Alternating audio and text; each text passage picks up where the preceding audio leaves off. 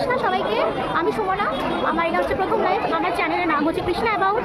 তো আজকে প্রেম ভক্তি স্বামী মহারাজের আজকে প্রথম ক্লাস সেমিনার হয়েছে। তো তোমাদেরকে সাথে থাকবো, তোমাদেরকে আমরা দেখাচ্ছি।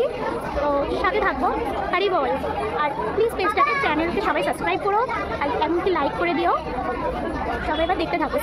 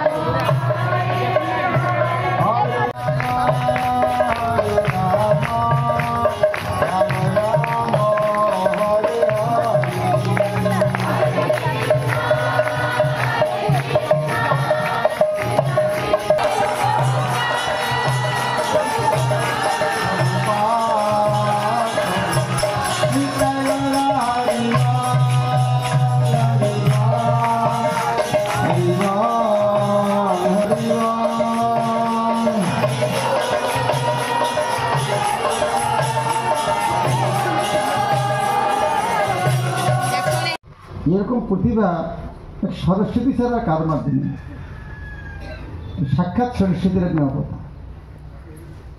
আর আপনি যে বিদ্যান, আপনি যদি ব্যাখ্যা না করেন এই শ্লোকের কেউ অর্থ বুঝবেও না। তা আপনি বড় এই নম্বর শ্লোক, এই 64 নম্বর শ্লোক এটা একটু বলেছেন, এই শ্লোকটা এইরকম করে যদি ব্যাখ্যা করেন। আমি ঝড়ের দিকে বললাম, তুমি ওর মধ্যে একটা শ্লোক মুক্ত করলে কী করে? সরস্বতী বলে যেমন কেউ বিদ্যা নয়, সরস্বতী শ্রুতিদারও হতে পারে।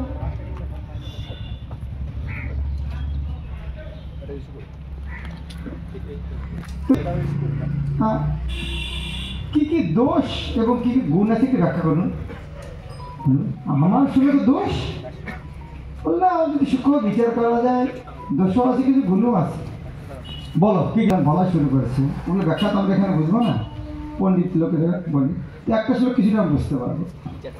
একটা ব্যাখ্যা করেছেন যে আপনি বললেন এই যে গঙ্গা শিবের জটা থেকে এসেছে, তাই শিবকে বললেন ভবানী ভর্তু, মানে ভবানীর স্বামী। তো ভবানী মানে হচ্ছে শিবের স্ত্রী, শিবের স্ত্রীর স্বামী। কেউ যদি বলে ব্রাহ্মণের না, ব্রাহ্মণের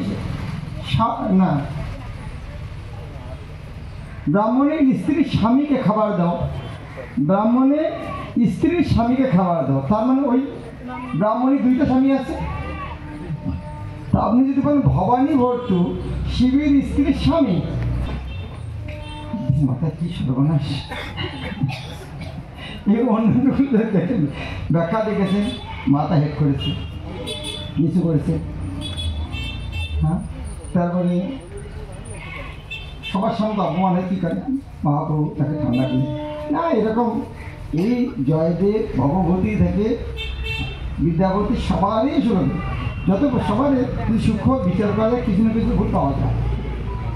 ঠিক আছে, আজকে রাতে কালকে আমরা আবার চর্চা করি। এভাবে আমি পুরো কাহিনীটা বলছেন, এভাবে ওনাকে শিক্ষা দিলেন। কেউ দক্ষিণ ভারত ভ্রমণ করতে গেলে রামানন্দ রায়ের মুখে শুনছেন, তুমি বলো সাধ্য সাধন কি। সেখানে রামানন্দ রায়ের মুখটি শুনে তিনি ওখানে ব্যাখ্যা করছেন। রামানন্দ রায় বলছেন, মহাপ্রভু বলছেন না, এটার মনে হয় আর এটা থেকে এর বাহ্যিক জিনিস, এর ভিতরে কিছু বলো। টোটাল এটা শাস্ত্রের শ্লোক হচ্ছে। মহাপ্রভু তুমি শাস্ত্রের শ্লোক দিয়ে উদাহরণ দাও। বলে এটা ঠিক, এর যে আর যদি কিছু উন্নত হয় সেটা বলো। তখন এরপরে আরেকটা হচ্ছে, শাস্ত্রের লেখা আছে, হ্যাঁ এটা খুব ভালো। এর চেয়ে আর কিছু ঠিক আছে, হ্যাঁ এটা আরো উত্তম। এর চেয়ে আর কিছু ভালো আছে সেটা বলো। এটা তো সর্বশ্রেষ্ঠ, এর চেয়ে আর কিছু হতেই পারে না মহাপ্রভু বলছেন। তবে এর চেয়েও যদি কিছু ভালো থাকে সেটা আপনি বলুন। এবং মহাপ্রভু শুনছেন আর ওনার মুখ থেকে বলাচ্ছেন।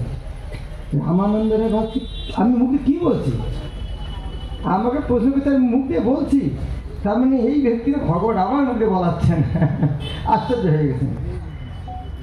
এভাবে উপদেশ দিয়ে না শুনে এভাবে হরিদাস ঠাকুর সঙ্গে একদিন মিলিত হয়েছেন। সমুদ্রে স্নান করে হরিদাসের কাছে আসছে, হরিদাস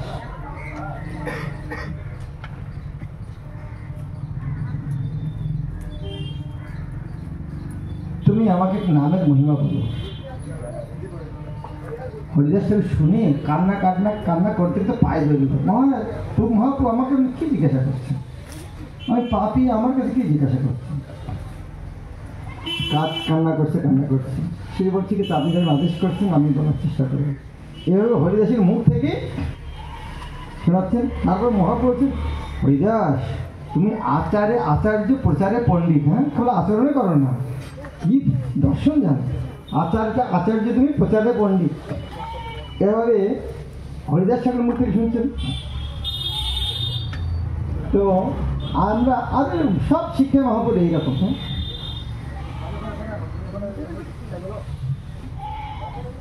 দক্ষিণ ভারতে যখন গিয়েছেন সবাইকে মহাপ্রভুর কাছে যারা আসে সবাই পরাজিত হয়ে যাচ্ছে। এমনও পরাজিত হচ্ছেন তারা কষ্ট পাচ্ছেন না, কারণ মহাপ্রভু ঝগড়া করে কাউকে পরাজিত করেন তারা আচরণের দ্বারা। তো বুদ্ধরা দেখতে পাই আমাদের তো ধর্ম নাশ হয়ে যাবে, সব শেষ হয়ে যাবে। তো বুদ্ধরা এসেছে তর্ক করতে যাচ্ছে। তো বুদ্ধরা তো শাস্ত্র মানে না, বেদ মানে না। বুদ্ধ মানে নাস্তিক, ওরা দুটো জিনিস মানে, ভগবান মানে না, শাস্ত্র মানে না। মহাপ্রভুর বিদ্যালয় শাস্ত্রে, কারণ মহাপ্রভু তো শাস্ত্র দিয়ে বলতে মানবে না, ওর সাথে তর্ক করতে হবে। কারণ শাস্ত্র ছেড়ে দিল, মহাপ্রভু তো শাস্ত্রী বিদ্যান, শাস্ত্র আলোচনা করে তর্ক করছে। ওরা যে 9টা যুক্তি আছেন নবপন্থা, মহাপ্রভু তর্কের মধ্যে এমন করে টুকরে করেছেন, একবারে সব শিষ্য নিয়ে লজ্জিত হয়ে চলে গেছে। এত বড় অপমান কি করা যায়, এই অপরাধ পুলিশে কি করতে হয়। পরদিন এক প্লেটে অখাদ্য কুখাদ্য স্পর্শ করা উচিত না সেই রকম প্লেট নিয়ে এসে মহাপুরুষ সামনে দিয়েছেন, আমরা আপনার জন্য মহাপ্রসাদ নিয়ে এসেছি। মহাপ্রভু দেখুন সারা পৃথিবী জুড়ে প্রচার করছে, একাই প্রচার করছে। তাকে কিরকম কষ্টকর পরিস্থিতির মধ্যে এরকম অখাদ্য কুখাদ্যের সামনে নিয়ে মহাপ্রসাদ করছেন। মহাপ্রভু এরকম হাতে নিয়েছেন, যখন হাতে নিয়েছেন কোথা থেকে একটা বাস পাখি এসেছে, প্লেটটা ধরেছে, প্লেটটা নিয়ে চলে গেছে। আর পাখি যদি ছোটো ধরে কী হবে, এরকম কাঁথা হবে। আর পাখি ঘুরতে যত অখাদ্য কুখাদ্য সব ওদের মাথা পড়েছে। আর পড়তে এরকম তেরচায় পড়েছে। কার কথা পড়ছেন? ওদের গুরুর মাথা মধ্যে পড়েছে। প্লেটটা ভরে গুরুর মাথা, আর মাথা ফেটে গেছে, রক্তক্ষরণ দেখছে। ব্রাহ্মণের ওই বৌদ্ধরা ভাবছে সর্বনাশ, এই তো সাধারণ লোক না, কোথা থেকে পাখি আসলো, এরকম অখাদ্যকে আমাদের মাথায় ফেললো, আর এই গুরুকে মেরে ফেললো। এনাদের দোষও দিতে পারছি না, এর সঙ্গে বেশি কিছু করা যাবে না, সঙ্গে সঙ্গে পায়ে এসে পড়ছে, আমাদের মাফ করুন, আমার গুরুকে বাঁচান। বলে কিছু হয়নি, তোমরা হরে কৃষ্ণ মহামন্ত্র কানে যায় বলো, ও ঠিক হয়ে যাবে। ওরা হরে কৃষ্ণ মহামন্ত্র তার গুরুকে কানে বলে, মহাপ্রভু না কানে গুরু হরিনাম দেননি। শিষ্যকে গুরু বানিয়ে, এই শিষ্যকে ওদের গুরু বানিয়ে দেবে। মহাপ্রভুর কি শিক্ষা? ওদের দ্বারা শিষ্য, ওদের গুরু বানিয়ে দিয়ে গুরুকে শিষ্য বানিয়ে দিয়েছে। মহাপ্রভু ওখানে জাননি কি টেকনিক প্রচারে না। মহাপ্রভু আমরা যতই চিন্তা করবো তাতে ভাববো কি করে সম্ভব। সেখানে আচার্যরা বলছেন, চৈতন্য চন্দ্রের দয়ার কথা করহ বিচার,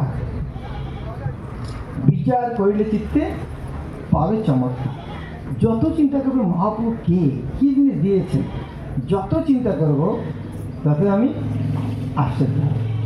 যদি আপনি চিন্তা করেন কেউ আপনাকে এটা দিয়েছে, খুব দামি জিনিস, বাজারে গেলে 1000 টাকা, আমাকে এত 1000 টাকা আপনি দিয়ে দিল কেন, আমাকে এত ভালোবাসে। আরেকজন বলছে আমাকে দেবে, আমি 10,000 টাকা দেবো।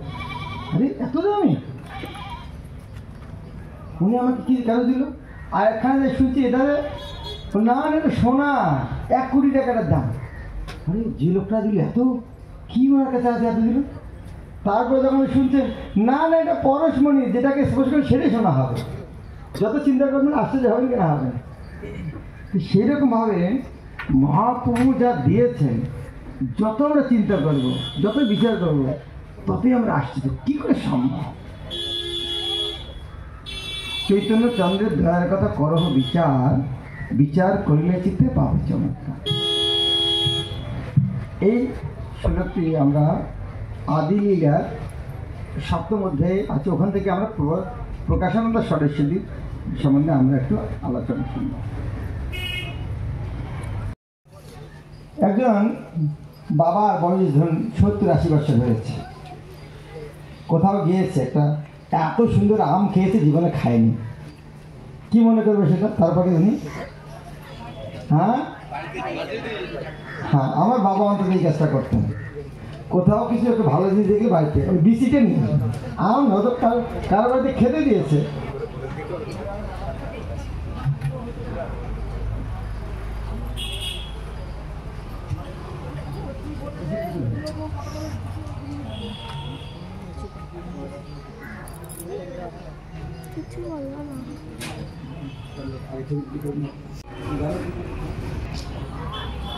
বাবার বয়স 70-80 বছর হয়েছে, আমের আটিনে নিয়েছেন কেন? হ্যাঁ, ফলেও তোদের বাঁচবে নাকি? হ্যাঁ, ছেলে নাতিরা খাবে, নিজের খাওয়ার জন্য নিয়ে আসেনি। হয়তো তো ডায়াবেটিস আছে, তারপরও নেশা দিচ্ছে কেন? ছেলে নাতিরা খাবে। উনি জানেন 20 বছরে 10 দিনে বাঁচবো না, তার মানে কিসের লক্ষণ? ছেলে নাতিদের ভালোবাসার লক্ষণ। হয়তো উনি অনেক বড় লোক, তারপরে তিনি কৃষকের কাজ করছেন, মালির কাজ করছেন কেন? ছেলে মেয়ে সুখের জন্য। তার গাছ লাগানোর দরকার নেই, কেউ করছে। চৈতন্য মহা যেমন আমরা নাতিপুতিকে আম খাওয়াতে চাই, কেন? আমার কাছে আম প্রিয়। চৈতন্য মহাপ্রভুর কাছে কি প্রিয়? কৃষ্ণ প্রেম। সবাইকে তিনি কৃষ্ণ প্রেম দিতে চান, এবং সেই জন্য তিনি একটা ওইরকম কৃষ্ণপ্রেমের একটা গাছ লাগাতে যাচ্ছে, যাতে এত কৃষ্ণপ্রেম ধরবে সবাই খেতে পারে। তাই তিনি কৃষ্ণ প্রেম ধরবে এইরকম যে আম ধরে কোন গাছে? আম গাছে। সেই রকম কৃষ্ণ প্রেম ধরে ভক্তি বৃক্ষি, ভক্তি বৃক্ষি কৃষ্ণ প্রেম ধরে। সেরকম তিনি একটা বৃক্ষ লাগালেন, আর নিচে তিনি লাগিয়ে জল দিচ্ছেন, ঘেরা দিয়েছেন, আগাছা উঠে দিচ্ছেন, সূর্যের আলো যাতে পায় সমস্ত ব্যবস্থা করছেন। মালিক আসছি জল দেওয়া, শ্রবণ কীর্তন, আগাছা বেড়া দেওয়া, মানে কি বেড়া দেওয়া মানে সাধু সঙ্গের মধ্যে রাখা, আর সূর্যের প্রকাশমান সাধু সঙ্গ, আর আগাছাগুলো উঠে ফেলানো। হ্যাঁ, আজ আকাশের কালকে নিয়ে আলোচনা করবো। এবং তিনি মালি হয়ে তিনি গাছটা সংরক্ষণ করছেন, কিন্তু ওনার মনে হলো যে গাছ তো অনেকে লাগায়, সবসময় গাছে ফল হয়ও না, আর বেশি ফল নাও হতে পারে, তো বরং আমাকে গাছই হতে হবে। তিনি কি হয়ে গেলেন পরে? তিনি গাছ হলেন, যাতে ভালো ফল হয় আর বেশি বেশি ফল হয়। তো সবচেয়ে দাদা কে, সবচেয়ে কি বললো কি, মালি না গাছ? গাছ। মালি যতই আদালু, গাছ দিতে পারে নাও দিতে পারে। তাহলে মহাপ্রভু হচ্ছেন না, মালি হয়ে যথেষ্ট না, আমাকে গাছ হতে হবে। তো গাছ হলেন, গাছ হয়ে চিন্তা করছেন গাছ তো হলাম, কিন্তু গাছ তো কার বাড়ি বাড়ি গিয়ে ফল দিতে যাবে না। হ্যাঁ, গাছ তো ওটা ধরে আছে, পড়ে যাবে, পেকে যাবে, নিচে পড়ে যাবে। তার চেয়ে ভালো কাজ হচ্ছে যে বাড়ি বাড়ি যায় দিয়েছি। তখন তিনি কি হলেন? হ্যাঁ, বিতরণকারী হয়ে গেলেন, প্রচারক হয়ে গেলেন, প্রচারক হয়ে গেলেন। আবার চিন্তা করলাম আমি একা একা প্রচার করবো, এতগুলো লোক, এত আম কয়জনকে পাঠাবো? আর যদি একাই দিও আমার পরিশ্রম হবে। মনে একটা দুশ্চিন্তা থাকলো, কে পেলো কে পেলো না। আজকে যদি নবযোগেন্দ্রবাবু এখানে নিয়ে আসেন যে সবাই যাওয়ার সময় 1 ট্রাক করে গোলাপ জামুন নিয়ে যাবেন, তখন এই গোলাপ জামুন পেয়ে কি মনে হবে? বাড়ি যাওয়ার আগে প্রথম তো প্ল্যান হবে দেবো কি করে, কাল সকাল দুপুরের মধ্যে যে না বাড়ি পৌঁছে যাবে, মানুষ গালি দিবে, এতগুলি দামি জিনিস নষ্ট করলো, এই 10,000 গোলাপ জামুন কাকে কাকে বাড়বো? একজনকে যদি 10,000 করে দেবে, 10টা লোক টেলিফোন করতে হবে না। সে কী করে নিয়ে যাবে না নিয়ে যাবে, অনেক চিন্তা। সে আবার নিয়ে যাবে, বাড়বে কি না বাড়বে, অনেক চিন্তা। সেও যে একাই যে হবে না, তুই যখন অনেক এত পেয়েছে, একটা গোলাপ জামুন পেলে কারো কথা চিন্তা করতে না, একা খেয়ে নি। অনেক পেয়েছে তখন খাওয়ার কথা ভুলে গেছে, এখন বিতরণ করার কথা। তুই মহাপ্রভু কী করলেন? কথাটা কঠিন লাগছে কি? কাজটা কঠিন লাগছে, হাত উঠান। ওকে, তো মহাপ্রভু ভাবলেন যে একটা টিম নিয়ে বিতরণ করতে হবে। এখন তিনি দেখছেন যে অনেক লোক খাচ্ছে না, আম নিচ্ছে না, ফিরিয়েও নিচ্ছে না, তো কী করতে হয়? কী করতে হয়? তাও নিচ্ছে না, যে তাও নিচ্ছে না, কী করবে?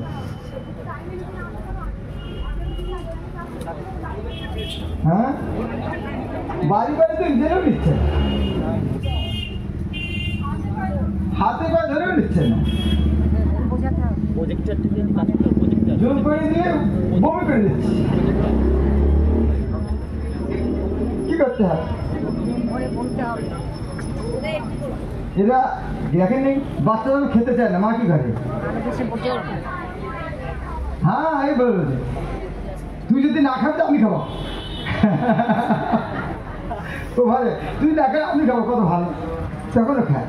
তার মানে নিজে খেয়ে দেখাতে হয়। সোজা কথা উত্তর দিতে পারলেন না এতগুলো লোক।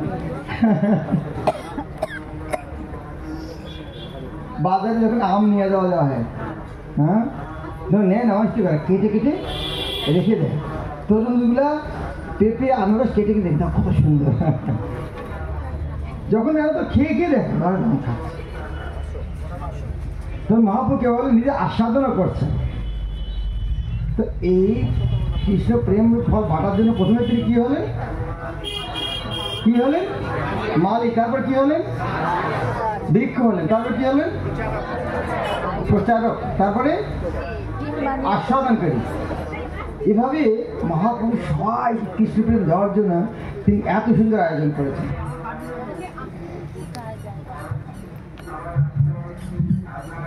কিন্তু যদি তিনি আচরণ করছেন এইভাবে শুরু করেছেন, কিন্তু অনেকে তাকে বুঝতে পারল না। কেউ কেউ পড়ুয়া তার বিরোধিতা করলো। তারা মনে করছে নিমে পণ্ডিত, আমারও পণ্ডিত, তার কথা শুনতে হবে কেন, অশ্রদ্ধা করা শুরু করলো। তো মহাপ্রভু চিন্তা করলেন, আমি এদেরকে উদ্ধার করার জন্য আসলাম, এরা আমাদের শত্রুতা করছে, কী করে উদ্ধার করা যায়। তখন উনি চিন্তা করলেন, আমি যদি সন্ন্যাস নেই, কমপক্ষে সন্ন্যাসী জ্ঞানে তো আমাকে শ্রদ্ধা করবে, সেই সন্ন্যাসী জ্ঞানে শ্রদ্ধা করলে তাদের উদ্ধার হয়ে যাবে। সেজন্য তিনি সন্ন্যাস নেবেন। তো এর আগে মহাপ্রভু যে প্রেমের বাণ নিয়ে আসছিলেন, এখানে সুন্দর একটা উদাহরণ দেওয়া হচ্ছে। তিনি মহাপ্রভু কি নিয়ে এসেছিলেন? প্রেমের বন্যা নিয়ে এসেছিলেন। যদি মায়াপুরে জল ঢুকছে তাহলে আমরা কী করি? মায়াপুর গেছি, কী করি? মায়াপুরে জল ঢুকছে বলে কী করি? নৌকা জল আসার আগে কলকাতা থেকে আসি। মায়াপুরে বন্যার জল ঢুকছে, কী করবো? জল আসার আগেই পালাই যাই।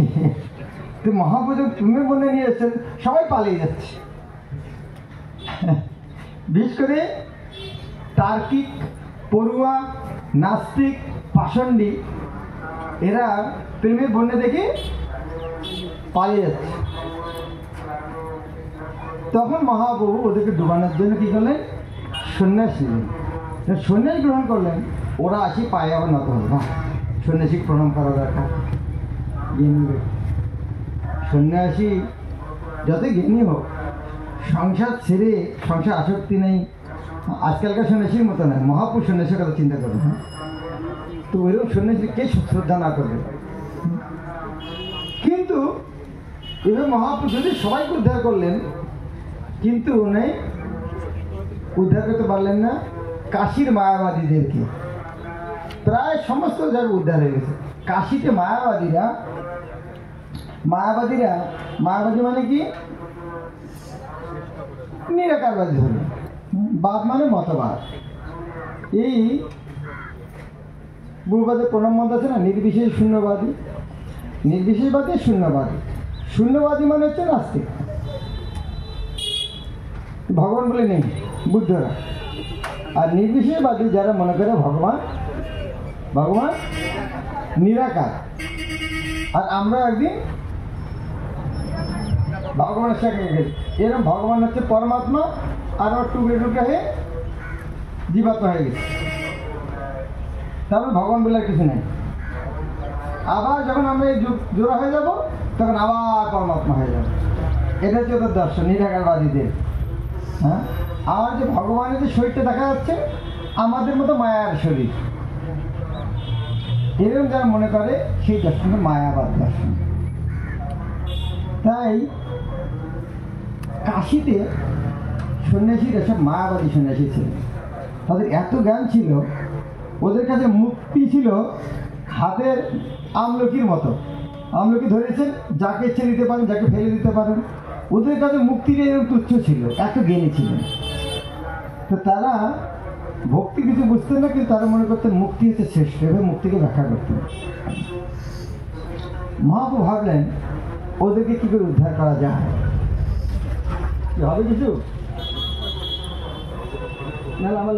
কৃষ্ণ হরে কৃষ্ণ কৃষ্ণ কৃষ্ণ হরে হরে, হরে রাম রাম রাম হরে হরে।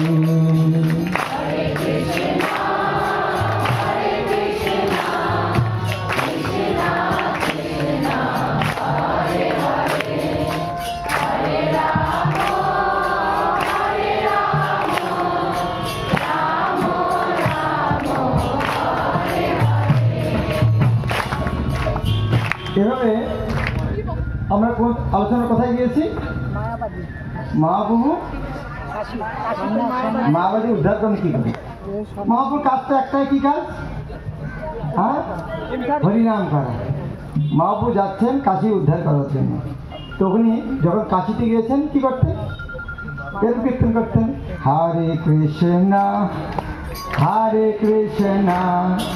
কৃষ্ণ কৃষ্ণ হরে হরে, হরে Ram Ram Ram Hare Hare.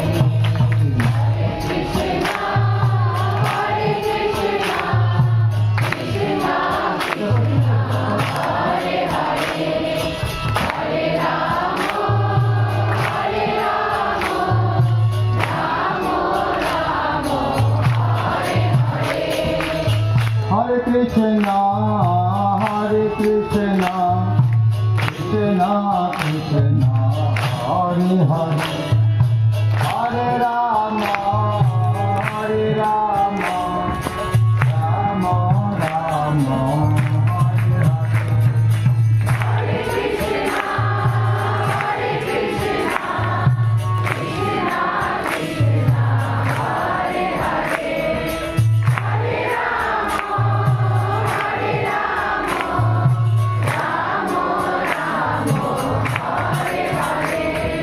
Hare Krishna, Hare Krishna, Krishna Krishna, Hare Hare, Hare Rama, Hare Rama, Rama Rama, Hare Hare.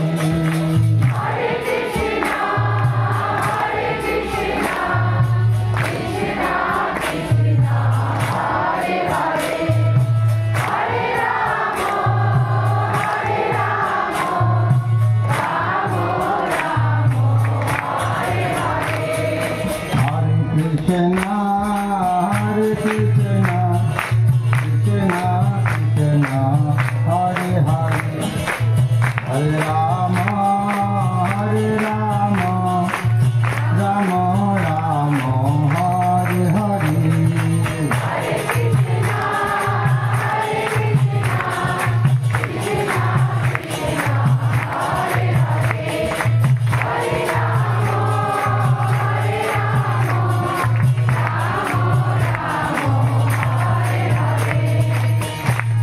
हरे कृष्ण। ठीक है, बांग्ला कृष्ण नामे संसार मोचन और कृष्ण नामे कृष्ण चरण এই দুটো কি জিনিস? একটা সংসার মোচন কৃষ্ণের চরণ, এই দুটো কি জিনিস? আমরা কি সকালে গুরু পুজোর সময় যাই না?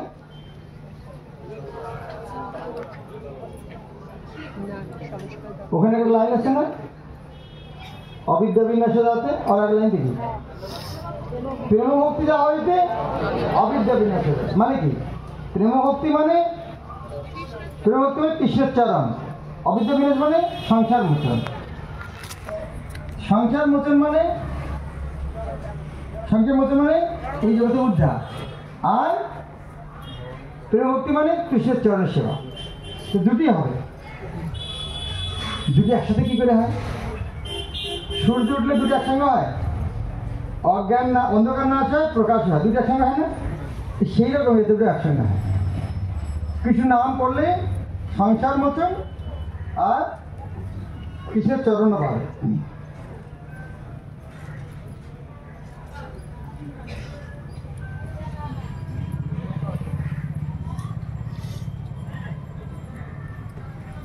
এই ফোনটা কি বড় আছে নাকি? দেখা যাচ্ছে ঠিকমতো বোঝা যাচ্ছে নাকি? ফোন বুঝি বড় হয়ে গেছে না? ছোট হলেও মনে হচ্ছে ভালো। ঠিক আছে, কে কম করছে তা? ঠিক ওকে দেখা যাচ্ছে তা? ওকে। অনর্থ উপশম সাক্ষাৎ ভক্তি জমর, যতটুকু অনর্থ আছে। অনর্থ মানে কি? অর্থ মানে কি? কি অর্থে করছিস মানে কি? প্রয়োজন। অর্থ মানে প্রয়োজন। তো আমাদের কি প্রয়োজন? কৃষ্ণ প্রেম, এছাড়া অন্যগুলি সব অনর্থ। কৃষ্ণ ভক্তি ছাড়া বাকি জগতে যতটুকু সব অনর্থ। অনর্থ উপশম সাক্ষাৎ ভক্তি যোগ অধ্যক্ষ। এই ভক্তি করলে যে অনর্থ নাশ হয়ে যায়, হ্যাঁ, অধ্যক্ষ ভগবানের। মানুষরা জানে জানে জানে লোকস্ব অজানত, মানুষ জানে না এই জিনিসটি। এই জন্য বিদ্যান ব্যাসদেব, জ্ঞানী ব্যক্তি ব্যাসদেব চক্রের সঙ্গে সত্য সংহিতা, এই জন্য ব্যাসদেব এই ভাগবত লিখে গেছেন। ভাগবত পড়ে মানুষ কি করবে?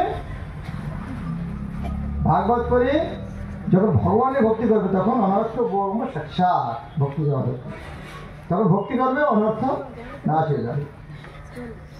তার গুরুদেব শেখালেন, নাম বিনা কলিকালে নাহি আর ধর্ম, সর্বমন্ত্র সার নাম এই শাস্ত্র মর্ম। তার গুরুদেব শেখালেন, নাম বিনে কলিযুগে ধর্ম নাই, আর সব মন্ত্রের সার হচ্ছে হরিনাম। সমস্ত শাস্ত্রে এসেছে সার।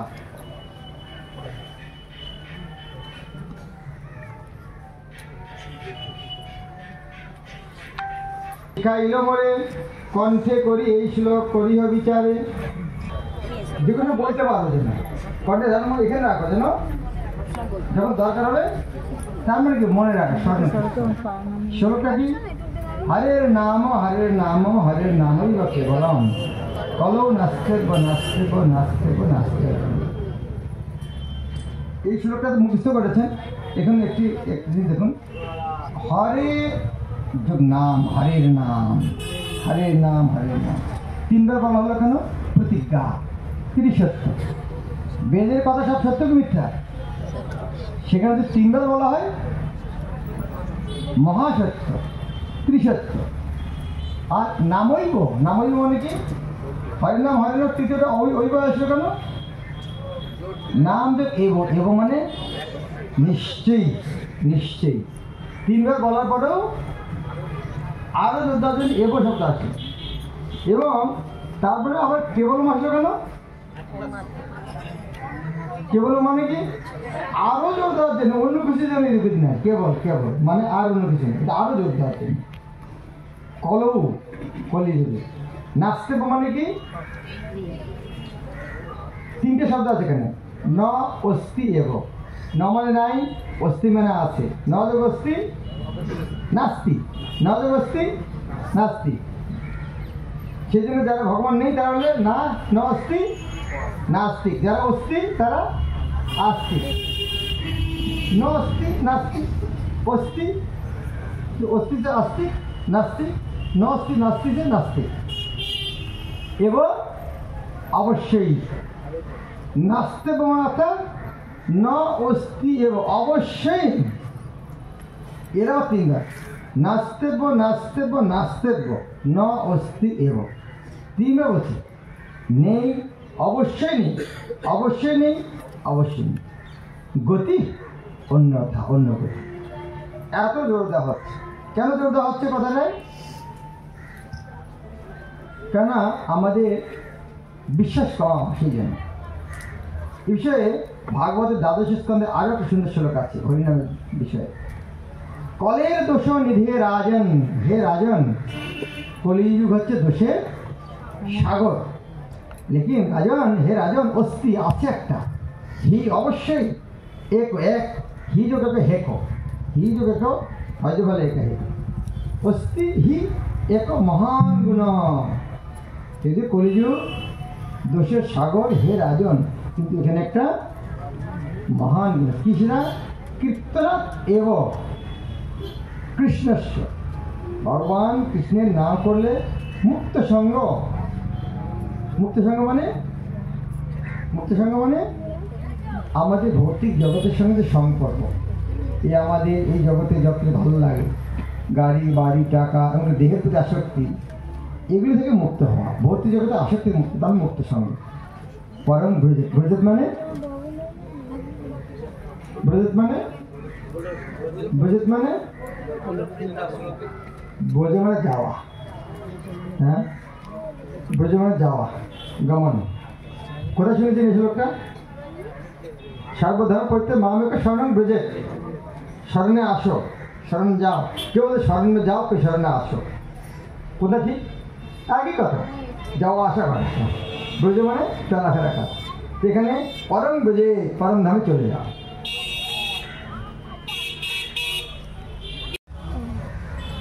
এত শুনে হাসি প্রভু বলিলা বচন, দুঃখ নামান হো যদি করি নিবেদন। মহাপ্রভু এটা বলে হেসে হেসে বলছেন, দুঃখ যদি নাও তো আমি একটা কথা বলতে পারি।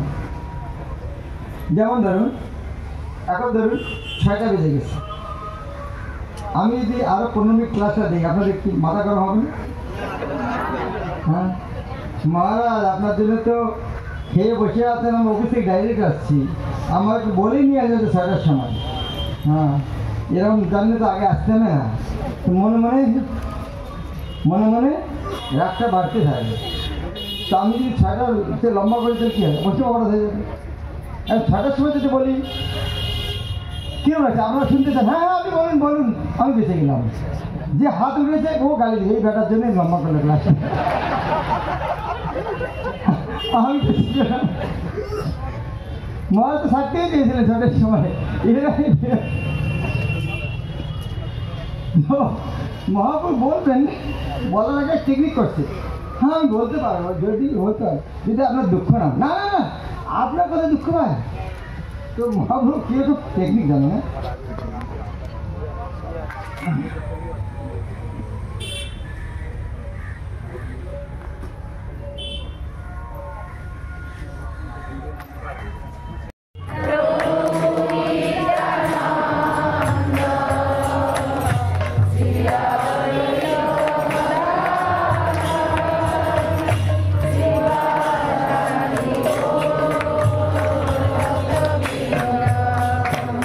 जय श्री कृष्ण चैतन्य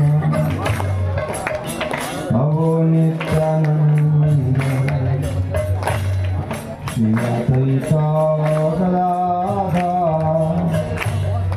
शिवाश्री गौर भक्तवृंद।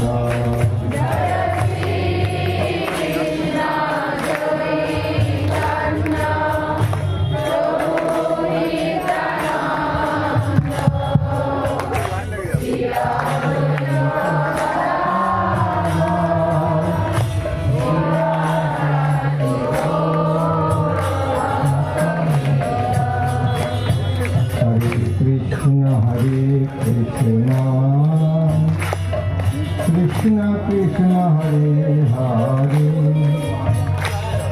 हरे राम हरे